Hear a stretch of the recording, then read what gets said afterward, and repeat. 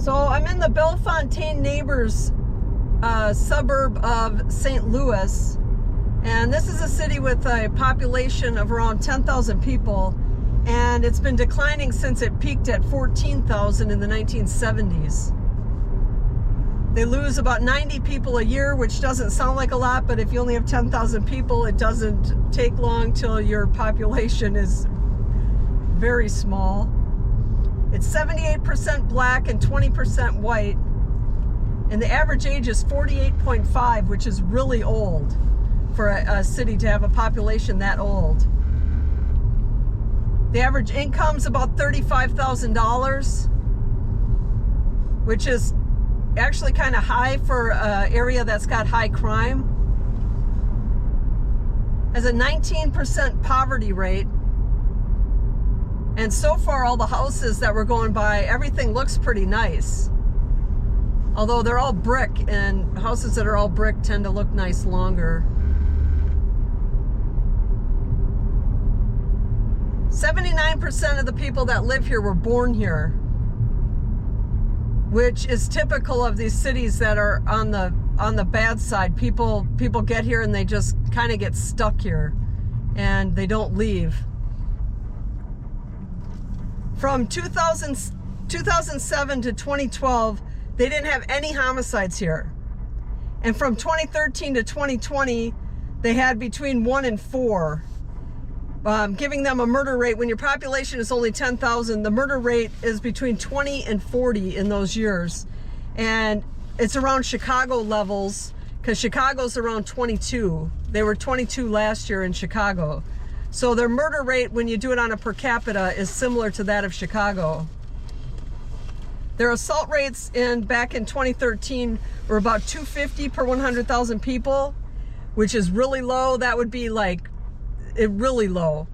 And in 2020, the assault rate jumped up to 1,700 per 100,000 people. So it was 250. It was 250. Go ahead. It was 250, and then jumped up to 1,700. And for some perspective on 1,700, Detroit is about 1,600. Baltimore is about 900. So if you think Baltimore is bad, this is twice as bad as Baltimore as far as assaults go. It's higher than Detroit, and it's much higher than Chicago, which Chicago's like 550. Chicago's assault rate, just because of the mass number of people that they have, their assault rate isn't that high at all. Kids walking on the street. In 2019, the assault rate was 920, and it's stayed over 1,000 ever since then. The violent crime here is 315% worse than the national average, which is higher than Minneapolis. Minneapolis is about 290. And Chicago, if you want more perspective, Chicago's only in the 100% worse. But so far, this is the main road that runs down through there, and so far nothing looks really all that bad. It actually looks pretty nice. Like, you wouldn't know that this was a bad area. But the houses aren't all on top of each other or anything either. They're kind of, people have yards and their stuff is kind of spread out, so you're probably not getting all the street traffic of people that are just walking the streets and causing trouble.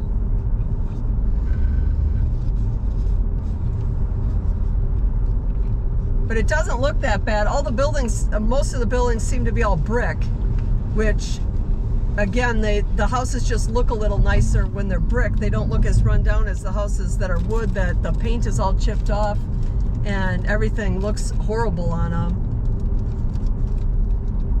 But this is, like I said, a northern suburb of St. Louis, and whoops, that guy's driving. It's a northern suburb of St. Louis, and it's crime-wise, it's just as bad as St. Louis. It never was, but once it hit 2020, things started getting bad.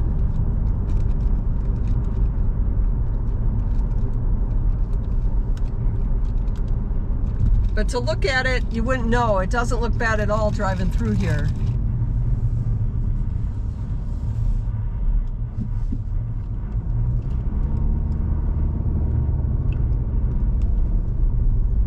old cemetery in the middle of town with all raised headstones.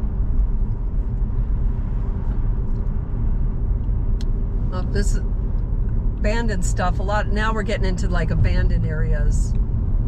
Now we're getting into the areas that are not as nice. Let's turn here.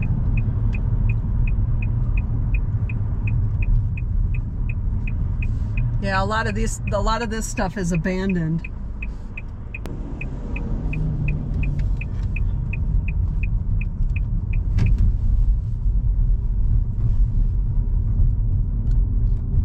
The roads are actually not too bad for a bad city. They're not good, but they're not too bad. I don't see any graffiti. There's a lot of people kind of walking the streets, but you don't see any homeless people, which is usually the sign of, you know, when things are bad.